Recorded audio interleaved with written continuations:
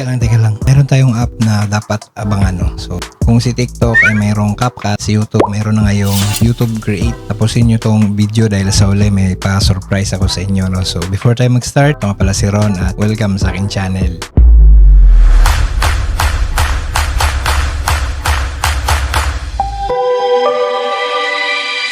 And so, pagka-open mo ng app, ito siya, YouTube Create. Pagka-open mo niyan, ayan, as you can see, nasa beta pa yung app.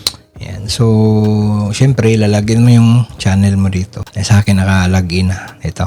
Okay, login nyo lang dyan. Then, start ka nang mag-edit. Okay? Click nyo lang tong may plus dito sa baba. Much better na naka-landscape kung long-form content, portrait, kung YouTube Shorts. Okay? Meron akong in-import dito na video. Ayan, ito siya. Para lang din siyang CapCut. Ito yung setup ko sa room. So ito yung mga menu sa ibaba.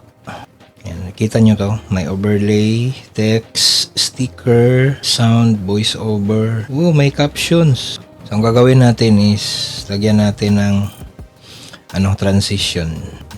Click nyo yung nasa gitna. Ito.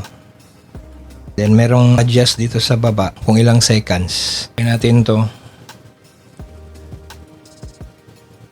Yun. Lagay lang natin sa 1.3 siguro. And click done. Then, eto. Then, lagyan nyo ng fade dito sa bandang huli. Yun. Hanapin natin yung fade out. Ayun. Then done. So meron na tayong video, no. Then lagyan nyo ng audio. So click nyo tong sound. So meron silang mga music dito. Click nyo yan. For example. Yun. Yung audio niya nasa nasa baba. Click nyo yung audio. Then adjustan nyo yung volume. Pwede ka rin mag-add ng stickers, GIFs. Gusto niyo ng mga memes, nandito, or emojis. Gusto ko yung stickers. Pwede kang mag-search dito. Ayan, subscribe.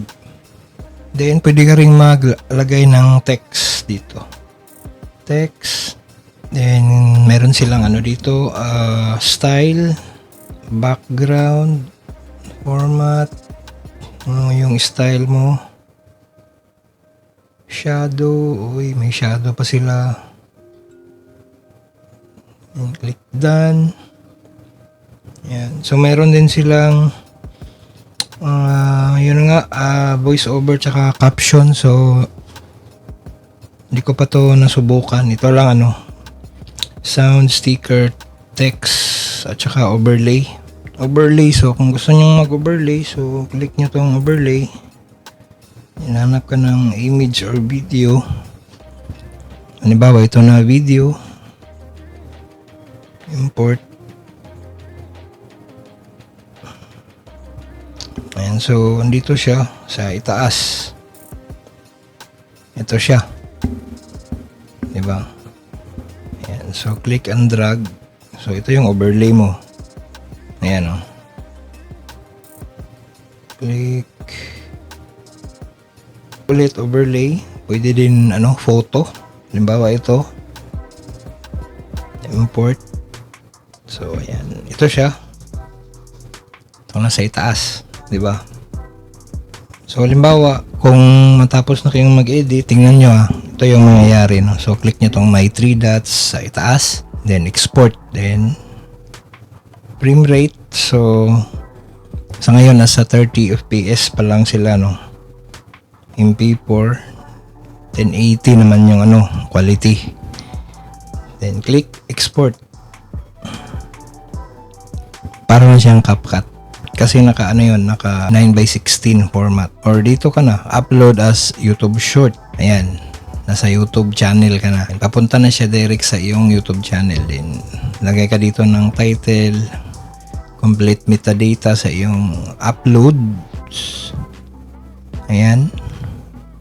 Then upload as short. Diba maganda? Available na ang ating merch sa channel, no? So may mga bago tayong design dyan. Check nyo lang yung shop dyan sa baba. At pwede ka rin mag super thanks dito sa video to or dito sa aking channel. para mas makagawa pa tayo ng video na katulad nito. Proceed tayo sa video. So bakit may paganitong app si YouTube? Para sa akin, gusto lang ng YouTube or system ni YouTube na palawakin yung goal niya sa mga aspiring content creators, no? Ang paggawa or ang pag-edit ng video direct sa kanilang platform. Especially ngayon na marami nang gustong pumasok dito sa social media. Pero sa ngayon, ito lang yung countries na available na nakakagamit nitong app na to. So, gantay lang tayo. Baka this year, masali na tayo sa pag-launch. Eh, bakit nakagamit ka na yan? By the way, kung gusto nyong makagamit ng beta version, PM nyo lang ako. Sesend ko yung link sa inyo. Ikaw, ano sa palagay mo? Comment ka dyan sa baba at para ma-replyan kita. Huwag kalimutang mag-like and share. As always, stay genuine.